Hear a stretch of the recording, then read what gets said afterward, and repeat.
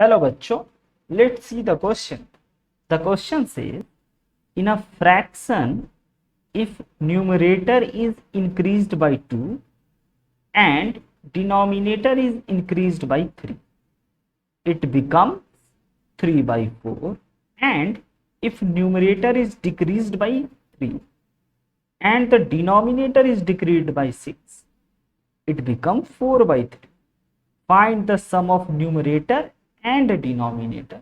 First option says 16, second option 18, third option 20 and fourth option 14. तो बच्चों इस question को सॉल्व करने के लिए हम लोग जिस की कॉन्सेप्ट का यूज करने वाले वह की कॉन्सेप्ट है हमारा सॉल्विंग वर्ड प्रॉब्लम।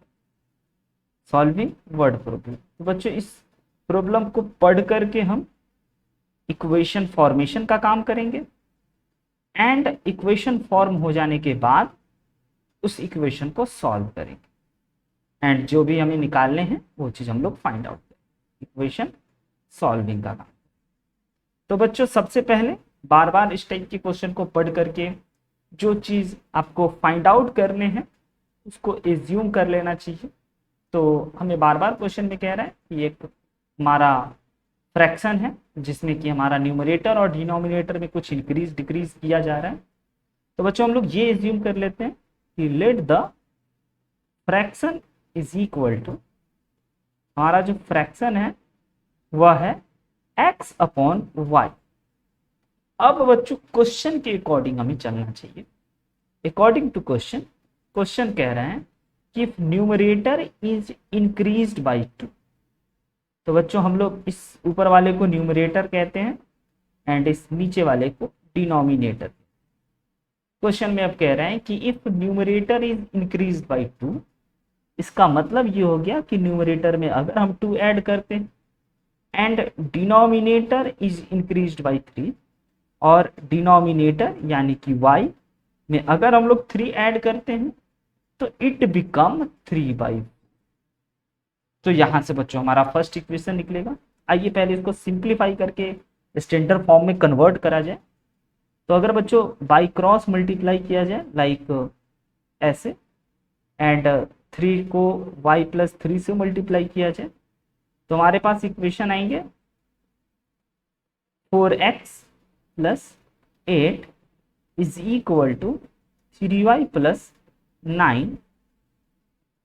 तो हमारा इक्वेशन हो गया 4x minus 3y is equal to 9 minus 8 is equal to 1 and ये इक्वेशन अब बच्चों 4x minus 3y is equal to 1 standard form में आ चुका है। This is our first. And अब क्वेश्चन की सेकेंड पार्ट को पढ़ेंगे तो हम लोग अगले इक्वेशन को बना पाएंगे। कह रहा है कि if numerator is decreased bye 3 means again अगर हम लोग क्वेश्चन को पढ़ें और कह रहा है कि if numerator is decreased bye 3, decrease का मतलब बच्चों घटाना, अगर न्यूमरेटर से 3 घटाया जाए and denominator is also decrease by 6, it become 4 by 3। Alright, अब हमें फिर इस इक्वेशन को स्टैंडर्ड फॉर्म में लाना चाहिए। तो इस इक्वेशन को स्टैंडर्ड फॉर्म में लाने के लिए अगेन बाई क्रॉस मल्टीप्लाई अगर करते हैं तो 3 times of x minus 3 is equal to 4 times of y minus 6 लिखना होगा। एंड ये हो गया हमारे पास 3x minus 9 and 4y minus 24।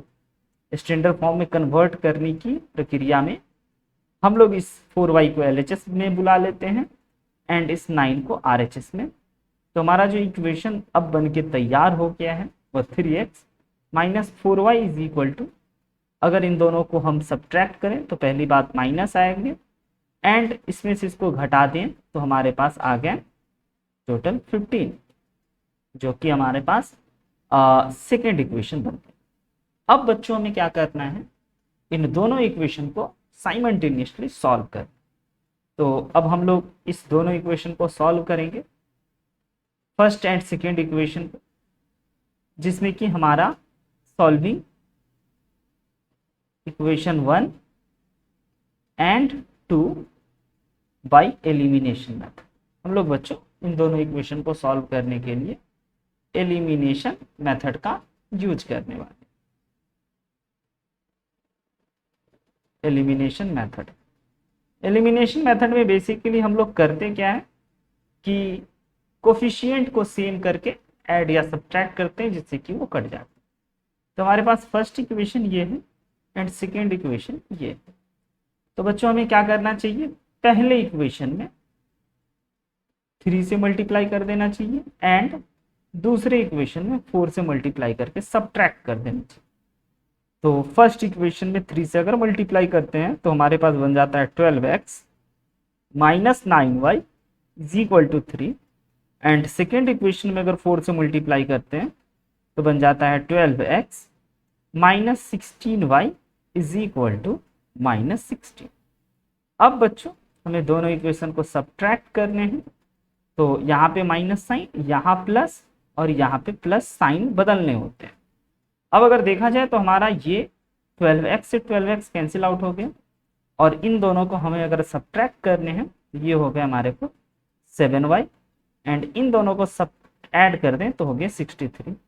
तो y is equal to 63/7 which is equal to बच्चों 9, यानी कि यहाँ से हमें y का वैल्यू निकल गया।